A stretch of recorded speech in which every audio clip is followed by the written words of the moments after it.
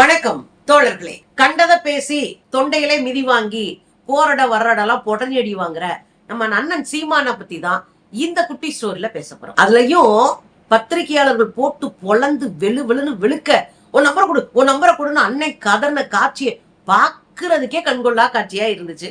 அதைத்தாங்க நம்ம இன்னைக்கு பேச போறோம். எப்பயுமே பிரஸ் மீட்ல கூட குறையா பேசி மிதி வாங்குறது அண்ணனுடைய வரலாறு வழக்கம். எதை பண்ணாவது நம்ம லைம் லைட்ல இருக்கணும் அப்படின்றது அந்த ஆளுக்கு தெரியும். இந்த இடத்துல பேட்டி போயிட்டு இருக்கு. பெரியார் திருக்குறளை மலம்னாரு. என்ன பண்ணாரு? உனே ஒரு பையன் பெரியார் திருக்குறளை மலம் சொன்னதுக்கு ஆதாரம் இல்லைங்க, ஆனா திருக்குறள் மாநாட்டை நடத்தினதுக்கு ஆதாரம் இருக்கு. உண்மைதான். பெரியாரு திருக்குறளை மலம் சொன்னதுக்கு ஆதாரம் இல்லை, புரிஞ்சுக்கோங்க.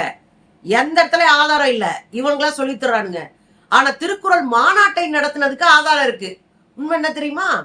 திருக்குறள் மாநாட்டை சென்னையில 1949 ஜனவரி 15-16 சென்னையில திருக்குறள் மாநாட்டை நடத்தினாரு. அது எப்படி அவர் நடத்தினாரு? அவரு திருக்குறள் முனுசாமி தான் நடத்தினாரு. இந்த மாநாட்டை நடத்தியது தந்தை பெரியார். படிக்காத முட்டாளே, தந்தை பெரியார் தான் ஜனவரி மாசம் 1949 நடத்தியிருக்காரு. 3 லட்சம் பிரதிகளை மக்களுக்கு கொடுத்திருக்காரு. திருக்குறள் புத்தகங்களை வீடு வீடா கொண்டு போய் கொடுத்திருக்காரு. ஆரிய பார்ப்பனியத்திற்கு எதிரானது திருக்குறள் என்று சொல்லி இருக்கிறார். அதை தாண்டி திராவிடர் கழகத்திற்கு வழிகாட்டுகிற நூலாக திருக்குறள் இருக்கும் என்று சொல்லியிருக்கிறார். அதே சமயத்துல பெண்களை இழிவா பேசுனதையும் கேள்வி கேட்டவர் தான். ஆனா மலம் சொல்லவே இல்லை. இந்த மலம் அதை சொல்லிக்கிட்டே இருக்கு. அதுக்கப்புறம் திருவள்ளுவரை பார்ப்பன அடிமைன்னு சொன்னார்ல பெரியாரு அப்படின்னு ஒரு கதையை அடிக்கிறாரு. எப்போதுமே திருவள்ளுவரை பெரியார் பார்ப்பன அடிமைன்னு சொல்லவே இல்லை. அவர் ஒருத்தரை பார்ப்பன கைகூலின்னு சொல்லியிருக்காரு. யார தெரியுமா? தொல்காப்பியரை கற்புன்னு பேசி தெரிஞ்ச தொல்காப்பியரை. அதுக்கப்புறம் பெண்ணுனா இப்படித்தான் அடக்கி வாசிக்கணும், பெண்ணுனா ஒடுக்கி வாசிக்கணும், பெண்ணு சத்தமா பேசக்கூடாது, சைகையில தான் பேசணும், அதுலயும் 42 வகையான சைகை இருக்கு பெண்களுக்கு, அதுலதான் பேசணும், புருஷன்கிட்ட கூட வார்த்தைகள்ல பேசிடக்கூடாது, இப்படி எக்கச்சக்கமான சட்டத்திட்டங்களை தொல்காப்பியர் பெண்களுக்குன்னே வச்சிருக்காரு. தொல்காப்பியம் படிச்ச தமிழ் வார்த்தை எங்களுக்கு புரியும். அதனாலதான் பெரியார் சொன்னாரு தொல்காப்பியரை பார்த்து ஆரிய பார்ப்பன கைகூலினாரு. அவர் திருவள்ளுவரை சொல்லல. இவன் எங்கேயாவது யாராவது பேசுனத காதுல கேட்டு உருட்டி விடுறது. படிக்கணும்யா. பேசுறத கேட்டு பேசுறது இல்ல அறிவு, படிச்சு உணர்ந்து பேசுறது பேர் அறிவு. புரியுதா? உடனே இந்த பையன் கேட்டுவிட்டான்ல, பெரியார் மாநாடு நடத்தினாரு, மலம் சொன்னதுக்கு ஆதாரம் இல்ல, மாநாடு நடத்துறதுக்கு ஆதாரம் இருக்குன்னு சொல்லிவிட்டான்ல. ஏய், நம்புற வாங்கடா. நாங்க பொய்ய பரப்பி தர்றோமா? பொய்யா பேசி தர்றோமா? பாருங்க. இல்லையப்பா, உன் பயிரி உன் அலைவீசி என்ன வாங்கடா? டேய், நாங்க என்ன பொய் சொல்லிட்டே தினம் நினைக்கிறீங்களா? பதறிட்டாரு அண்ணே, கதறிட்டாரு. ஏன்னா கேள்வி கேட்கிற பயிர்கள் மூளையோட கேள்வி கேட்டா மூளைகட்ட முட்டாளு பதறத்தானே செய்யும். சும்மாவே பெரியார பார்த்தா பதறுவானுங்க, அது வேற விஷயம். அறிவாளிகளை பார்த்தா கதறிடுவானுங்க, அது வேற விஷயம். இப்ப கதற மாட்டானுங்களா? பதற்றத்துல இருக்காரு.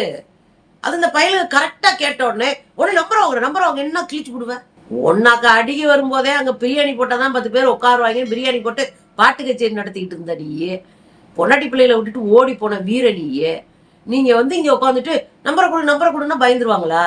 உன மாதிரி உங்களுக்கு அப்பனுக்கு பார்த்த பயிலுக வச்சு செஞ்சிருவானுங்க. கவனமா இரு. ஆதாரம்னு கேட்டா அண்ணன் என்ன சொல்லுவாருன்னு உங்களுக்கு தான் தெரியுமே. எல்லாத்தையும் நீங்களே வச்சுக்கிட்டீங்கன்னா நாட்டுடைமையாக்குங்க, பொது சொத்தாக்குங்க.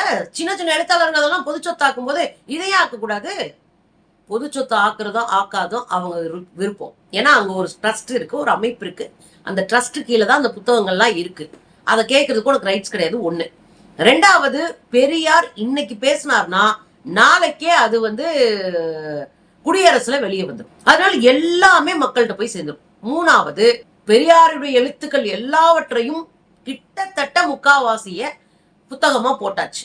ஆய்வுகளா எக்கச்சக்கமான பேர் பெரியாரை ஆய்வு செய்து புத்தகங்கள் எழுதியிருக்காரு. ஒன்ன மாதிரி புறம்போக்கு பொய்யையும் எழுதி வச்சிருக்கு. ஏன்னா ஆதாரமே இல்லையா. ஆனா எந்த ஆதார அடிப்படையில மலம் சொன்னாங்கன்னு சொன்ன எவனாவது வாட்ஸ்அப்ல பாஜகக்காரை அனுப்பியிருப்பேன், அதை படிச்சுட்டு சொல்லி தெரியுது. எப்பொருள் யார் யார் வாய் கேட்பினும் அப்பொருள் மெய்ப்பொருள் காண்பது அறிவு. எவன் வாயில சொல்லியிருந்தாலும் எவங்கிட்ட இருந்து ஒரு செய்தி வந்தாலும் அதனுடைய உண்மைத்தன்மையை அறிந்து அதை புரிஞ்சுக்கிறவன் தான் அறிவாளி. இல்லாட்டினா சில்லறையா சீமான மாதிரி சுத்தி தெரியணும். உடனே கோவம் ஆதாரத்தோட தான் நான் பேசுறேன், இந்தந்த இடத்துல பேசியிருக்காரு. எங்க பெரியார் அம்மா கிட்ட பொம்பளை பிள்ளைகிட்ட போக சொன்னாருன்றது எந்த இடத்துல இருக்கு? எந்த புஸ்தகத்துல இருக்கு? ஆதாரம் எங்க? பெரியார் எந்த இடத்துல எழுதியிருக்காரு? அல்லது பெரியார் பேசியதாக எந்த புத்தகத்துல பெரியாருடைய ஆர்த்தனட்டிக்கா இருக்கக்கூடிய அந்த நிறுவனம் வெளியிட்ட புத்தகத்தை எடுத்துருவா? இல்ல நான் போய் கோர்ட்ல கொடுப்பேன்னு உட்னவன் தானே. அப்ப உண்மையை கேட்ட உடனே பதற ஆரம்பிச்சிடாரு, அன்னை கதற ஆரம்பிச்சிடாரு. ஐயோ எங்களால பொய்ன்னு சொல்றீங்களா, நீங்க அவதூறு பரப்புறீங்கன்னு இந்த பசங்களை பார்த்து சொல்லிட்டு இருக்காரு.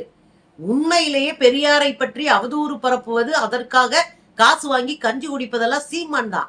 ஆனா இந்த சின்ன பசங்களை பார்த்து அவதூறு பரப்பாதீங்க, கேள்வி கேளுங்க அப்படின்னு சொல்லிட்டு பீஸு.